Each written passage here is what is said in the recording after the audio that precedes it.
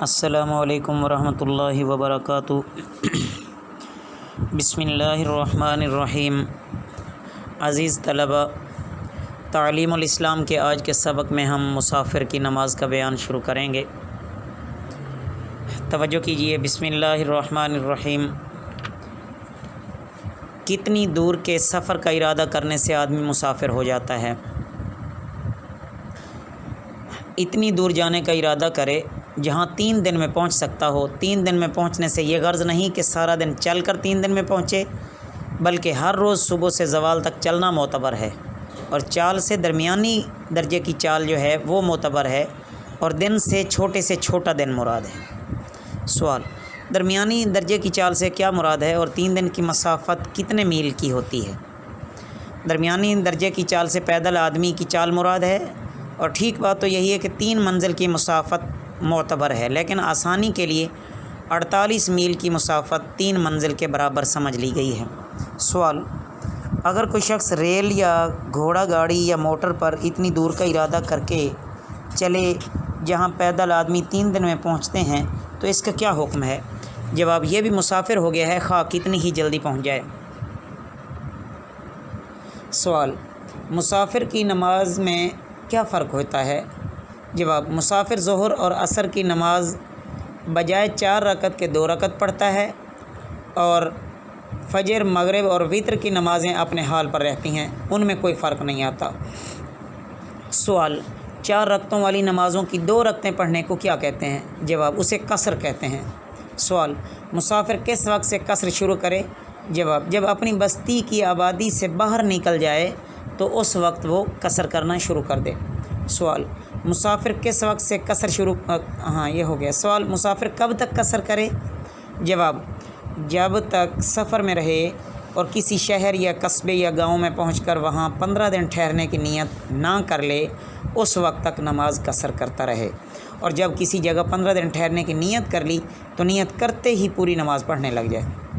سوال: اگر کسی جگہ 2-4 دن ٹھہرنے کا ارادہ تھا لیکن کام پورا نہ ہوا، پھر 2-4 دن ٹھہرنا پڑ گیا، پھر کام پورا نہ ہوا، پھر 2-4 دن رہنے کی نیت کر لی، تو اس طرح 15 سے زیادہ گزر گئے تو کیا حکم ہے؟ جواب: جب تک اکٹھے 15 دن کی نیت نہ کرے تو نماز قصر پڑھنی چاہیے، اور اسی حالت میں 15 دن سے زائد بھی گزر جائیں تب بھی کچھ مضائقہ نہیں ہے۔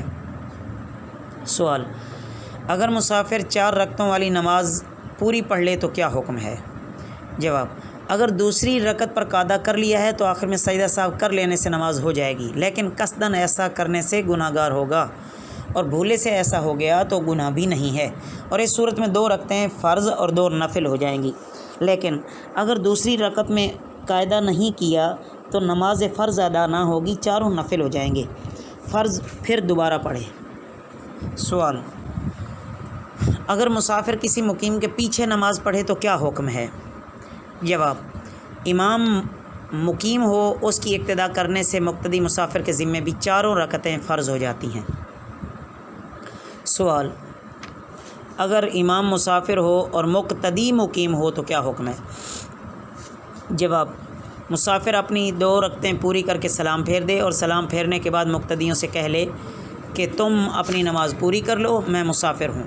مقتدی بغیر سلام پھیرے کھڑے ہو جائیں اور اپنی 2 رکعتیں پوری کر لیں، لیکن ان دونوں رکعتوں میں فاتحہ اور سورت نہ پڑھیں، اور اگر کوئی سہو ہو جائے تو سجدہ سہو بھی نہ کریں۔ سوال: چلتی ریل اور جہاز پر نماز جائز ہے یا نہیں؟ جواب یہ ہے کہ چلتی ریل اور جہاز پر نماز جائز ہے۔ اگر کھڑے ہو کر پڑھ سکے تو چکر کھانے یا گرنے کا ڈر نہ ہو تو کھڑے ہو کر پڑھنا ضروری ہے، اور اگر کھڑے ہو کر نہ پڑھ سکے تو بیٹھ کر پڑھ لے، اور اگر درمیان نماز میں ریل یا جہاز کے گھوم جانے سے نمازی کا منہ قبلے کی طرف نہ رہے تو فوراً قبلے کی طرف پھر جانا چاہیے، ورنہ نماز نہ ہوگی۔